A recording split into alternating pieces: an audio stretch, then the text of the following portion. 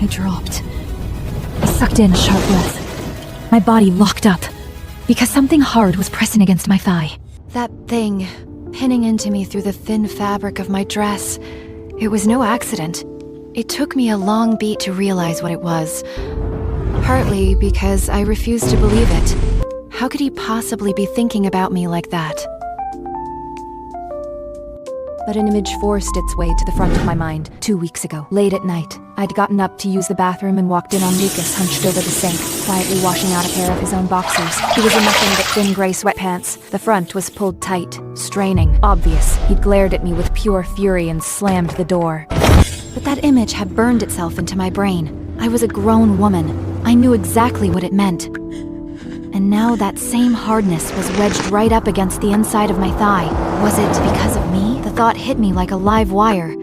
Guilt and thrill tangling together. I couldn't help it. My eyes flicked to the rearview mirror. Richard was focused on the road, oblivious, the crow's feet around his eyes, the gray creeping in at his temples. I'd never noticed them this clearly before. For 3 years now, out of sheer gratitude, I had...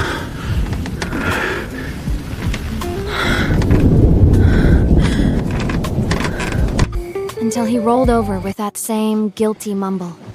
I'm sorry, Olivia. I'm just so tired. Within minutes, his heavy snoring filled the bedroom, and I stayed flat on my back on the other side of the bed, staring up at the ceiling, dying inside. Under the covers, my skin was on fire. I clenched my jaw.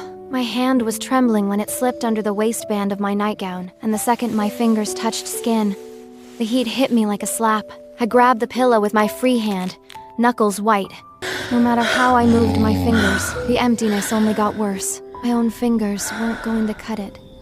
I just stared at the dark ceiling, panting, my head full of Lucas at that bathroom sink. The hot, aggressive stink of young male sweat I hadn't been able to stop thinking about. A scent I had no business craving. And now...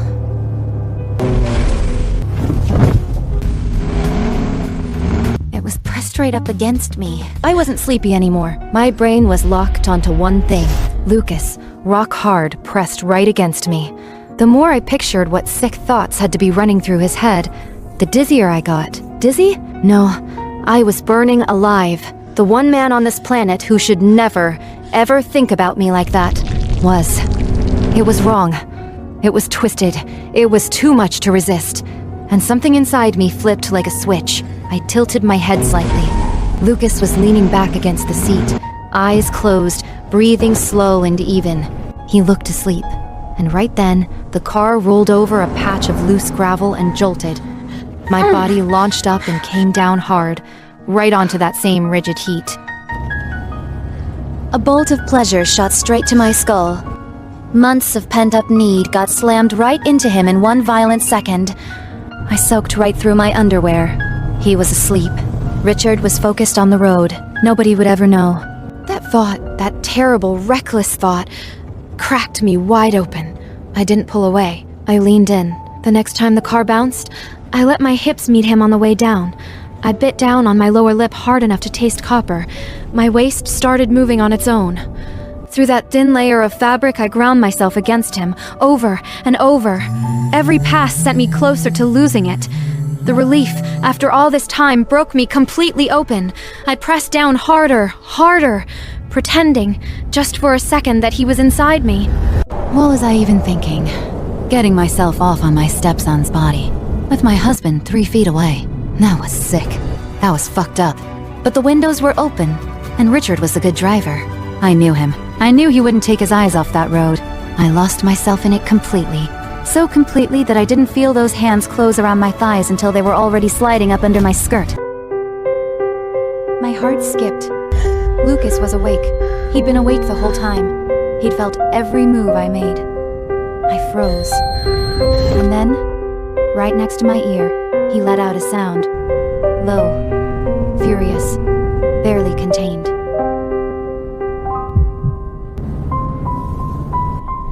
The car had gone dead silent, just the hum of the road.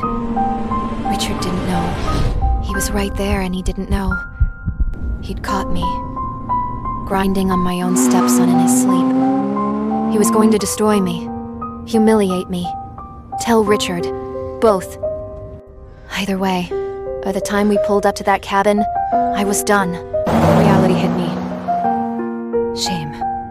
Panic. Whatever was left of my conscience. I couldn't do this to Richard.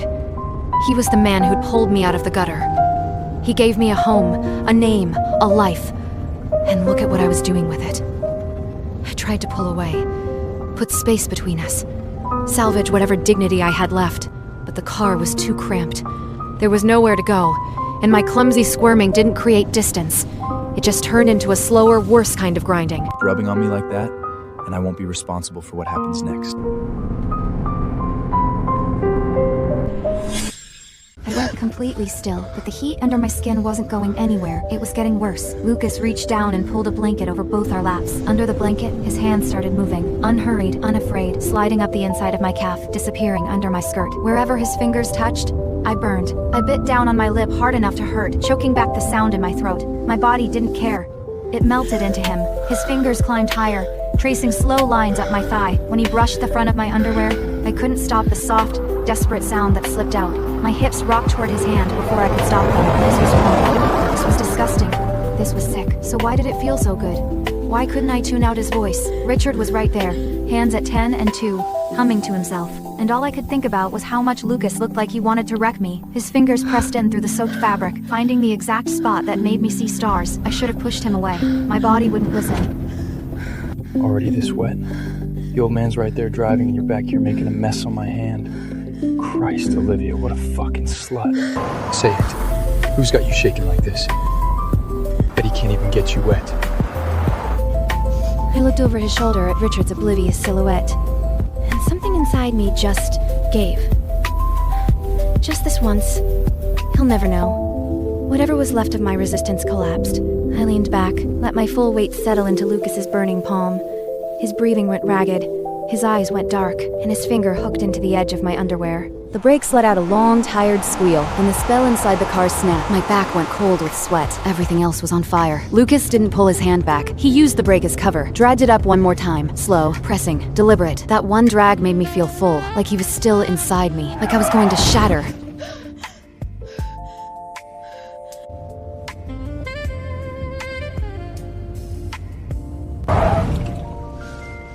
There's a gas station up ahead. Let's stop so we can use the restroom. Olivia, why are you so flushed? Are you feeling car sick, honey? I'm fine. Just stuffy in here. Feeling a little off. Stunky or worked up. Richard didn't catch the meaning. He just snapped at Lucas for being rude.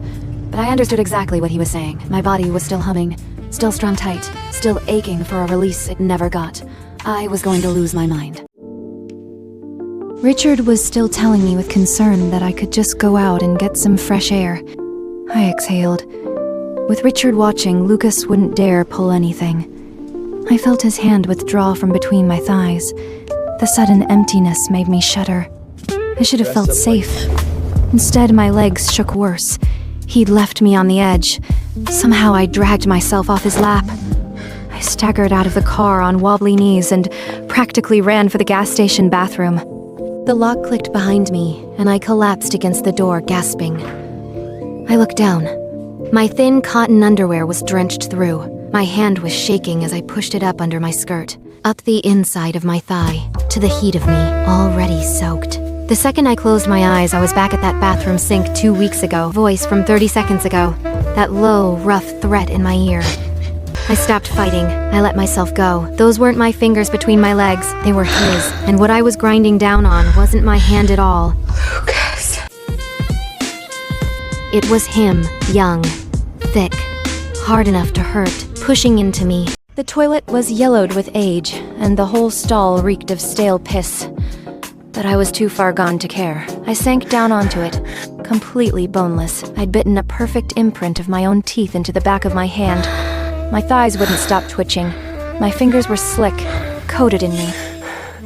Eyes shut. All I could see was the size of him 2 weeks ago, straining through that thin gray cotton. I imagined his heat.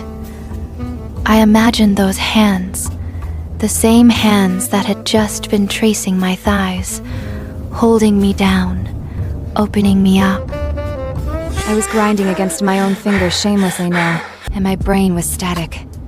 Lucas's breath in my ear, the aggressive, masculine smell of him, Richard's oblivious, worried eyes watching me in the rearview mirror. All of it was fuel. It hit fast, hit hard. My heart was slamming against my ribs. I couldn't breathe. I was almost there. Outside the bathroom, the sun was bleaching the pavement white. Everything was silent, not even wind. Just the far-off scuff of Richard's footsteps on gravel. Inside the stall, the air was thick and sour. My sundress was stuck to my back with sweat. And then it hit. Everything I'd been holding back ripped through me at once. I clawed at the filthy yellow door, curled my toes into the concrete, and seized up from head to toe. I couldn't keep it in. A short, sweet, broken cry tore out between my teeth. The gas station was dead silent, just heat and concrete. And the sound that had just come out of my mouth, that sound was filth. I clapped a hand over my mouth and felt my own wetness smear across my lips. I slumped back against the wall. The aftershocks wouldn't stop. My heart was slamming hard enough to split my chest open.